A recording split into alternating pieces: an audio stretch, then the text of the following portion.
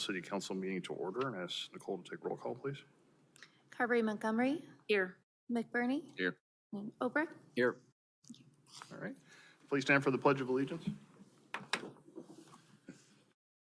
Pledge allegiance To the flag of the United States of America, and to the republic for which it stands, one nation, under God, indivisible, with liberty and justice for all. Urbandale is a national leader in character counts, endeavoring at all times to promote and model the principles of trustworthiness, respect, responsibility, fairness, caring, and citizenship. In conducting tonight's meeting, we expect that all participants will act in a respectful manner consistent with these principles. Item 2 is to approve the agenda. I'll ask for a motion in a second. So moved. Second. Obrecht, second by McBurney. Discussion, please vote.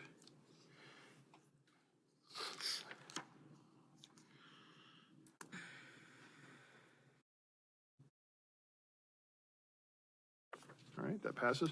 As you can see, tonight we are operating with a minimum quorum, so I am going to move the citizens forum to the end of the meeting, so we do need to get through our action items at the agenda. I will have the opportunity for anybody here tonight to speak if they'd like, but I'm going to move that to the latter part of the agenda. So item 4, I'll ask for the motion of the minutes to approve the January 10 minutes. So moved. Motion by Carberry Montgomery, second by Obrecht. Discussion, please vote.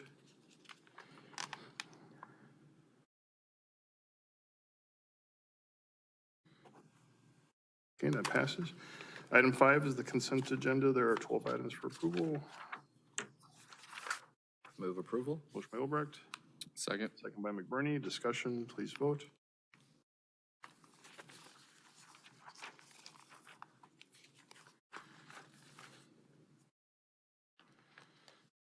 That passes.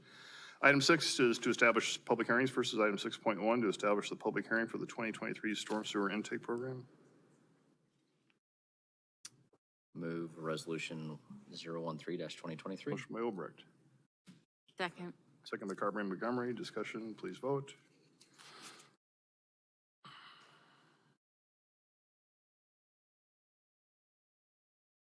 That passes. Item 6.2 is to establish the public hearing for the 2023 looped fiber project. Motion to approve resolution 014-2023. Motion by McBurney, Second. second by Obrecht. Discussion, please vote.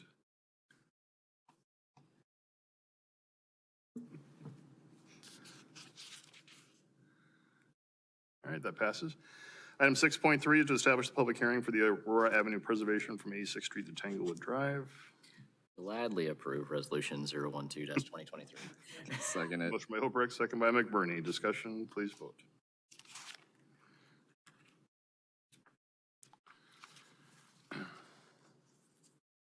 All right, that item passes. Moving on to item 7, planning and zoning items. First is item 7.1, the Urban Loop Commerce Park preliminary plat at 128th Street and Plum Drive. And to introduce this is our Community Development Director, Steve Franklin. Steve. Thank you, Mr. Mayor. Good evening, all. So this is a preliminary plat to replat what was the retail portion of the Paragon Office Park. It's been acquired by Kansas City Life, and so this is a replat to kind of the first step, preliminary plat, and then following this will be a site plan and a final plat to come later. But this just kind of reconfigures what some of these lots are going to look like to be able to do what they want to do. So lot 1 here at the corner, this is 128th Street. Meredith is down here off the bottom of the sheet. So this is the first lot on the corner that they will build the first warehouse on. Is 26.04 acres. This is 19.91 acres. Then there are 2 outlots. Outlot X is a detention basin located here just south of Plum Drive. And then there's another just over 6-acre lot for future development. You can see this plat does also continue Plum Drive out to 128th Street, which is going to be one of the requirements to be able to get this done. And then, as I mentioned, we will have a site plan that would be coming next and a final plat. So Planning and Zoning Commission does recommend approval subject to items noted. Would be happy to answer any questions. All right, thank you, Steve. Any questions for Steve on this item? This was the one that had like the special cross traffic. Yep, lot 1 is where they're going to do that first warehouse. It'll be the big cross-dock warehouse. Cross dock, Yep. that was the word I was looking for. Okay. All right, any questions? Move approval of Council Letter 7291. Motion by Obrecht. Second by McBurney. Discussion, please vote.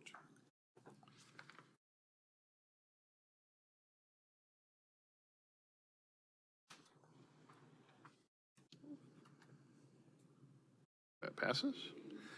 Item 7.2 is the Prairie Tower Warehouse number 1 at 4800 128th Street. Steve?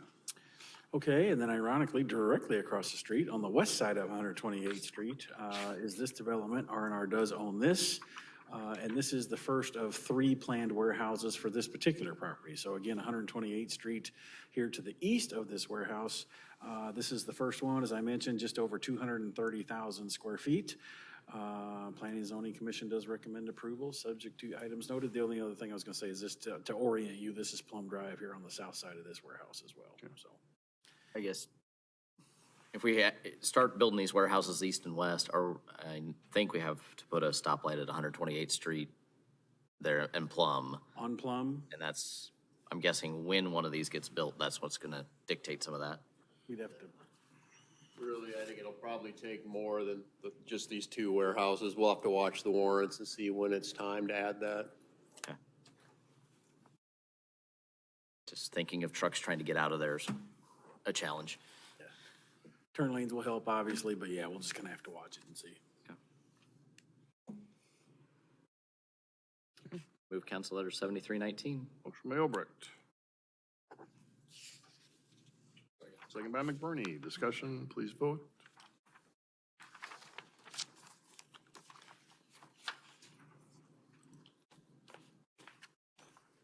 And that passes. All right, thank you. Item 8, regular agenda items versus item 8.1 is to consider the facility master plan, and introducing this is Scott Oak, our Assistant Parks Director. Scott? Thank you, Mayor and Council. Scott Hoke, Assistant Director for Parks and Recreation, here to really talk about the next 2 items on the agenda. Although they are separate, they kind of tie into each other. The first one led to the second one. The first one that we're going to talk about, and I'm going to introduce Brett Mendenhall from OPN, who actually did the study for us.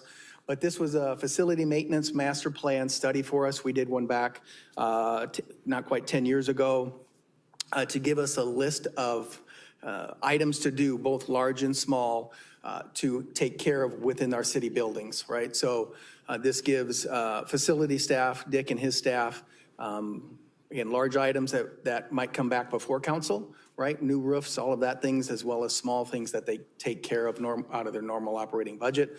These are not repairs. This isn't, oh, that window's broken, go fix it. We still do a lot of that.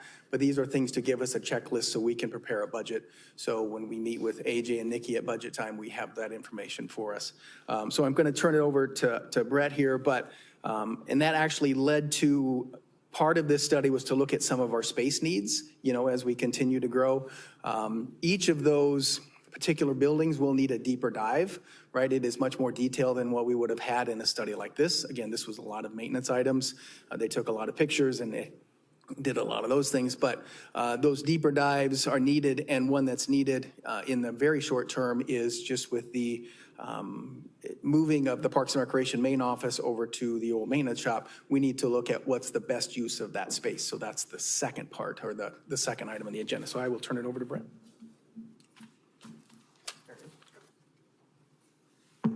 Thank you, Scott. Let's see. I just have to scroll down with it. Just scroll. Okay. There you go. Scott's basically, give you the why introduction. What the study consisted of was a look at 13 separate buildings and structures. We interviewed all the departments who work in those buildings. We developed schematic floor plans from those. So part of what's in the study is a graphic analysis of the spaces that are in those buildings, and detailed spreadsheets of maintenance items and their costs, and then recommendations for remodeling, adding additions, or replacing those buildings. We weren't alone in the project. Modus provided support for the analysis of the engineering systems, and DCI Group provided cost estimating for us. So this is a quick snapshot of a composite of the graphics for each of the 13 buildings. Like I said, our floor plans are color-coded by the types of space uses within them. Part of the requirements of the study was to also give a matrix of how the spaces interact. That's what those little boxes represent. And they're color-coded as to who needs to be by each other, who can be away from each other. And then the donut kind of represents the top one, or the different kinds of spaces that are in the floor plan, what percentage of the building each of those comprised. If you collapse that top donut into the yellow of the bottom donut, it kind of shows you the efficiency of the building, the gray being wall thicknesses, mechanical spaces, stairs, toilets that aren't what we call program spaces. The bulk of the report is the maintenance spreadsheets. They're broken down, each of the 13 buildings, and they're broken down further by discipline. We've got civil and site, exterior architecture, interior architecture, mechanical, electrical, plumbing, HVAC, security, those types of systems. They're all summarized by building in that big blue box deal. So you can see what each of those disciplines maintenance items cost. And then they're also done by priority over a period of try to get to it in the next year. That's priority 1. 2 would be within 2 to 5 years. Priority 3 would be 6 to 10. Priority 4 would be 11 to 15. Beyond that was out of the scope of the study. The spreadsheets were turned over to the city as live spreadsheets. You can see on that bottom spreadsheet, you can see the cursor, right? There's numbers here that correspond to those priorities. That's in a live spreadsheet that Dick and his staff have. So if you decide at any point you want to up or downgrade that priority, it'll all work through the spreadsheets and constantly upgrade the models. Then accompanying that, back on the spreadsheets, there's a picture log. They're all colored, or they're all categorized to these pictures, which takes up a lot of the bulk of the report, to sort of show a picture of those representative items that need to be taken care of, whether it's a caulking on a window or a broken flashing or something like that. Like I said, that's like 90% of the report. At the back of the report then is another summary of what we believe each building needs or might need to have done in the way of expansion or remodels or replacements. I will say the city of Urbandale does a great job of maintaining their buildings. I mean, by and large, all the buildings are in really good shape. A few of them that I'll talk about in a moment are probably due for some replacements for various reasons. Some items kind of skirt the boundary between maintenance items and renovation items. When I speak of renovation or remodeling in this sense, it's more about creating more space for workers or for staff in the building. It's not like fixing bad paneling or something like that. When we talk about a remodeling, it's not an aesthetic remodeling. It's more of a creating more usable space within the building. A couple of the buildings, the Giovannetti Center in Walker Johnson Park and the Senior Center, are in pretty good shape in terms of their usage and the spaces that are in the building. We don't foresee within the 15 years the need to expand, remodel, replace those buildings beyond the upkeep of maintenance for those. I'm going to skip ahead to replacements and why. So there are sort of 3 types of buildings that we think we would recommend for replacement, or at least look at replacements of those buildings. I'm going to lump all 3 of the parks buildings, the little shelter buildings, the toilet, into one category. So that's one. Fire Station 41 is another, and the police station is another. I'll start with the park center buildings. They're 50 years old. They're wooden structures. They're heavy timber structures. Several of them exhibit some cracks and splits and deterioration of the beam structures. I'm not a structural engineer. We didn't put that into the scope of work. I think you should maybe look at having a structural engineer evaluate those, but I think over a very short period of time, you're going to want to look at replacing those. Also, the toilets really don't meet ADA standards today. You have done a great job of doing what you can with those buildings to bring them up. But as the ADA has ever increased kind of what those needs are, they're beginning to fall behind their ability just spatially to keep up with that. So we're recommending those be looked at as being replaced. The values in the study are to replace them with similar sized buildings of similar nature, and so we aren't expanding the scope of the building or adding more space to them. The cost is to replace something very similar to what they are now. Fire Station 41 was originally a volunteer fire station. We've done some remodelings to it, but it is at the point where in order to keep it up with NFPA type standards for fire departments, it's got to the point where you probably need to look at replacement. The site is too tight to expand it.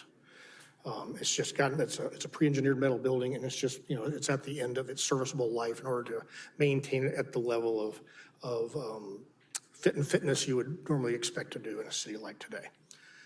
Coupled with that, though, there are some spaces in Fire Station 41 that house the fire marshal, your fire public safety type officers.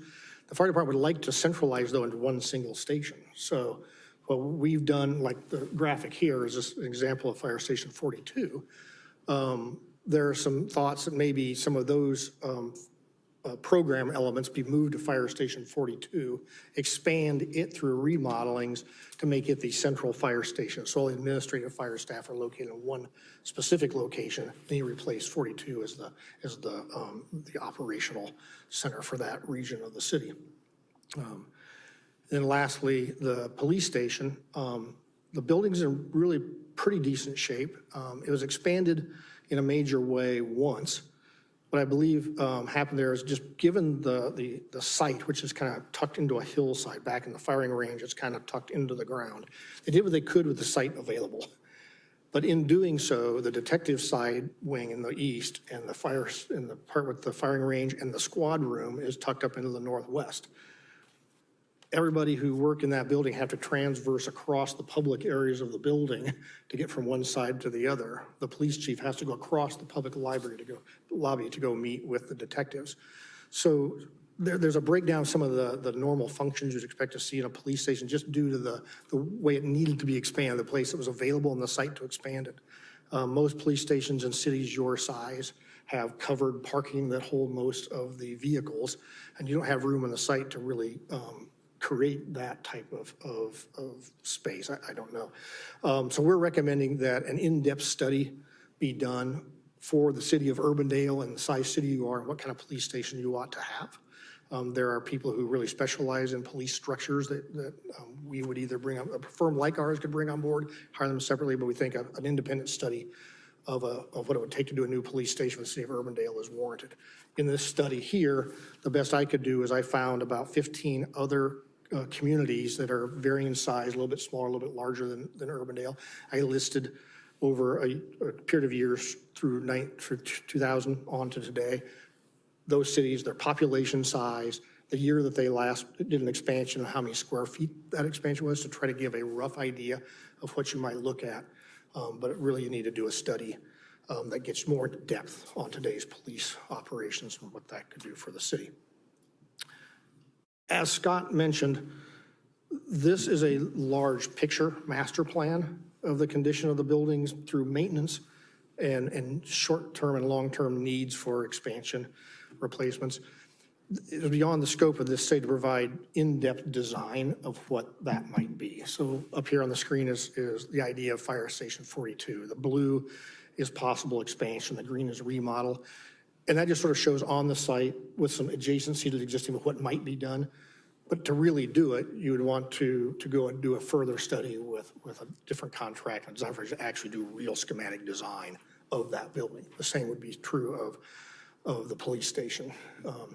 Another item that Scott mentioned was next on the agenda is because you're vacating a portion of this building to decide really what ought to be done with that, which department or departments ought to move into it, or how we ought to modify it to work through people on this side of the building, people over in engineering and community development might make best use of that. That really is another level of detailed study that goes beyond the master plan work.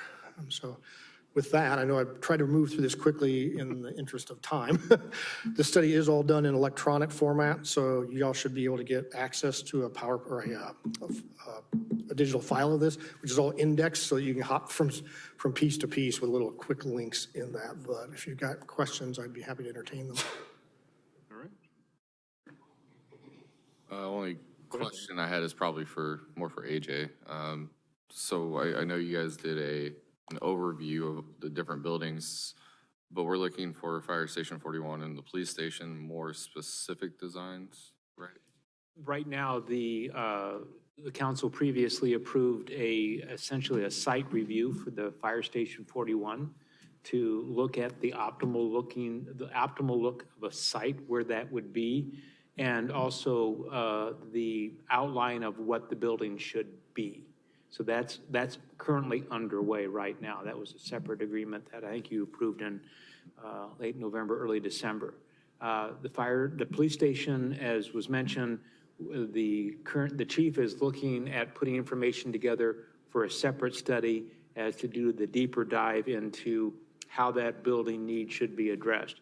What's expandable, what isn't expandable, optimally what the building should look like, and giving the council options there. So this master plan is just to tell us the longevity of the life that we have within the police station now, and prioritize where we should. Well, again, the master plan that we have now is an assessment of the current building, its physical shape, and that, given the interviews that they did with the personnel at the police department, is that how does the building flow? How do you connect one component of the police department, as you mentioned, the chief's office, to the detectives? How do you transverse the building that makes it a more efficient use of your space and time? You know, there are several options that we still need to look at. Is that, can that building in any way, shape, or form internally be reconfigured? Are there options to push the walls out in any of the directions that make sense? And if they don't, or if there's not cost effective, then what the price would be for a new building? And if you're going to build on site, some of the issues associated with that. Right. One item that you always run into with police and fire being, critical functions to a city. It's not like an office building where maybe you could off-site some people into a rental office building for a little while. You've got to keep fire and police running while you do something. So they just tend to naturally put on additions. Then you can move some people in addition, then you can remodel some things. And so you've got to have, usually you want to have room to expand the building on site, create that swing space, and then you can look at remodeling. Just remodeling within the footprint that you usually have in those types of buildings is extremely difficult to do. Got it. Thank you. All right. Thank you. Good information. I'm sure we're going to be using this. Any further questions at this point? All right. With that, is there a motion to accept this? Motion to accept the facility plan. Okay, motion by Obrecht. Second it. Second by McBurney. Discussion, please vote.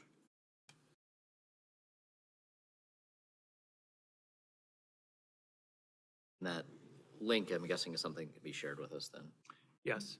I, again, wasn't aware that we had it digitally, but I just looked at the original plan at 247 pages, and I thought that might be a little bit of a difficult process, but we'll find a way.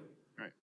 That item passes, and as you said, it is a live document, so our staff can run what ifs. The costs are live. Yeah, so, They have escalation built into them, so if you move something from early work to later, it'll add escalation to that cost. I'm sure easy to fold into our CIP and Yes. do all that too, so. All right, great, thank you.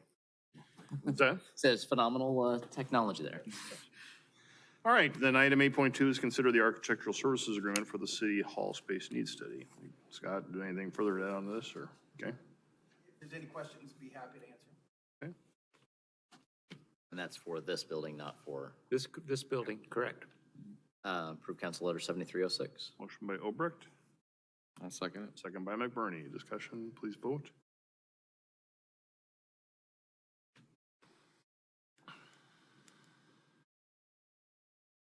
All right, that passes. Item 8.3 is to consider the 2023-24 Art Park exhibition selections, and introducing this is our Parks and Rec Director, Jan Herkey. Jan?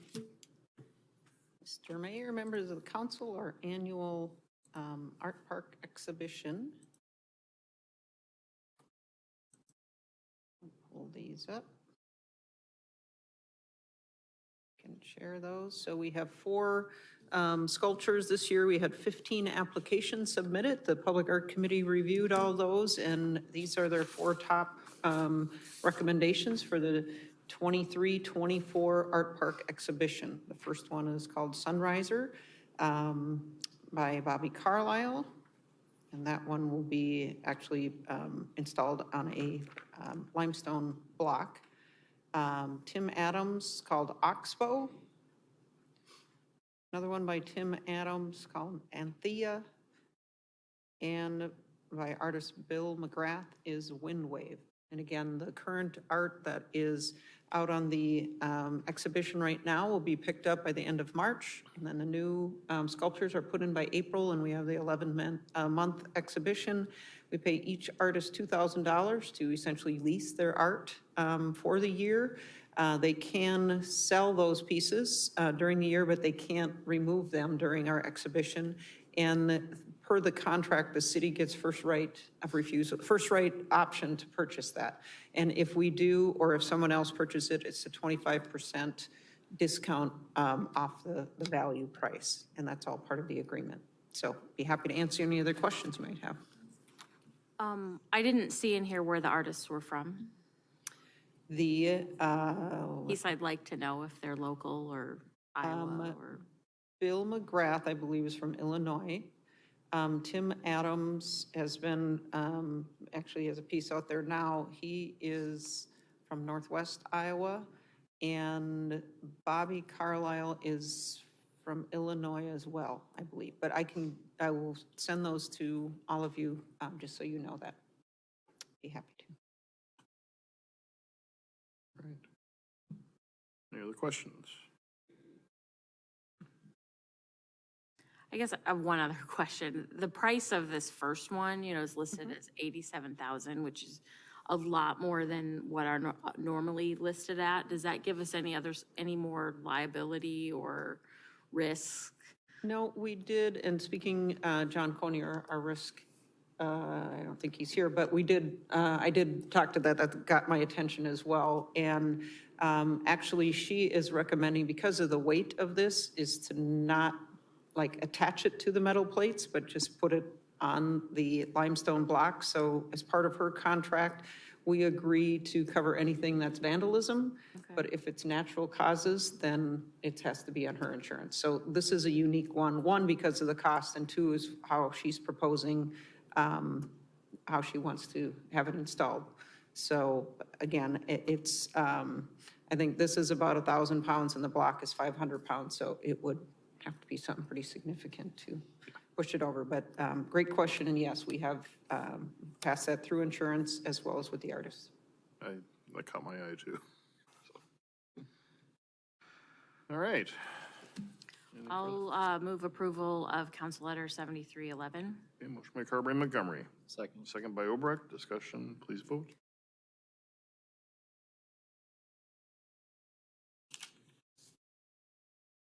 That passes. Item 8.4 is to consider the public art purchase. Jan? And this piece by Judd Nelson is called Letting Go, actually was the top choice of the art committee. And they made a recommendation, instead of paying a $2,000 stipend for 11 months, and then the odds were that they would, they liked it so much that they'd want to put it into the park system, then we'd pay that purchase price on top of it, of recommending to just put it directly into our public art, permanent public art selection. So this one would be, and we're recommending to place it at the new park out west called Acadia Park, west of 156th Street. That is the location for the home show coming up in 2023. So we are working with that to have a playground installed by then as well. But at the entrance, there's a wider entrance than normal to the park, so we think this would be a great location for that. So this would be the cost of $8,250, and recommending to use the funds allocated in the CIP for this purchase. Be happy to answer any questions you might have. Jan, I guess I misread or misinterpreted, that I thought this was one that we had in our collection and that we were buying. Will you be coming back to us with, because don't we normally purchase at least one of the ones that are on display now? Frequently have. Okay. And this year, it is not a recommendation Okay. for one of the 4 pieces. Okay. So this is our once annual Okay. request to purchase. Any further comments or questions? I'll move approval of Council Letter 7312. Motion by Carberry Montgomery. Second. Second by Obrecht. Discussion, please vote.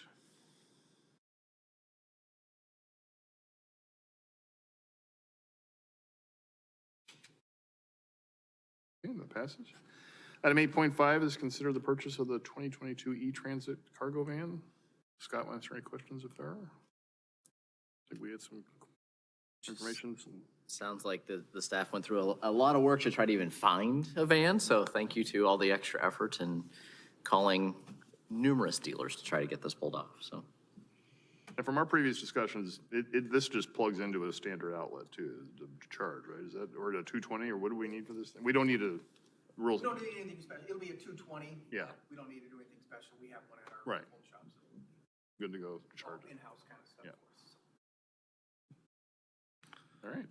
I will move approval of Council Letter 7323. Motion by Carberry Montgomery, Second it. second by McBurney. Discussion, please vote.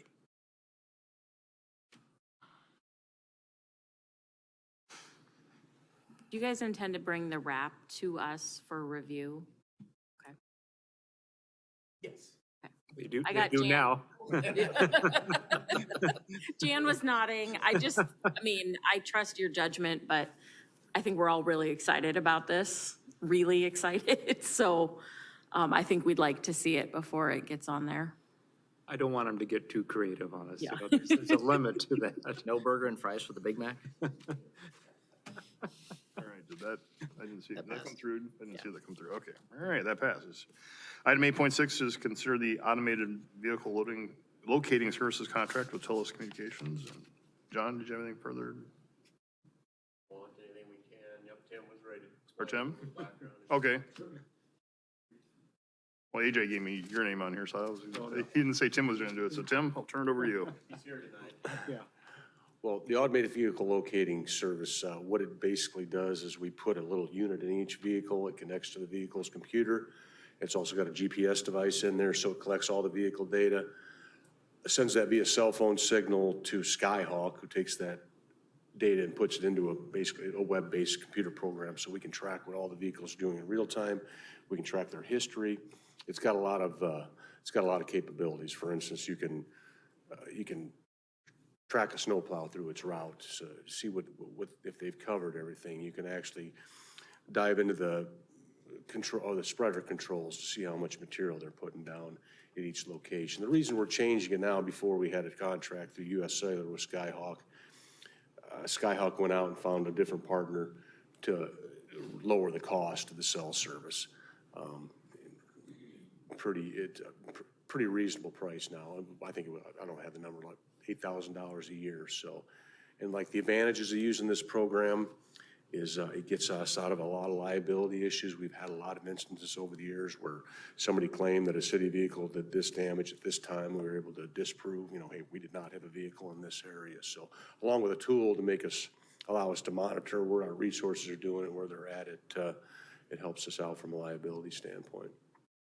And then obviously they went through Sourcewell and were awarded the Sourcewell contract. So there's a pretty substantial governmental discount in there too, so. All right. Great, thanks, Tim. Questions? Move approval of Council Letter 7307. Motion by Obrecht. Second by McBurney. Discussion, please vote.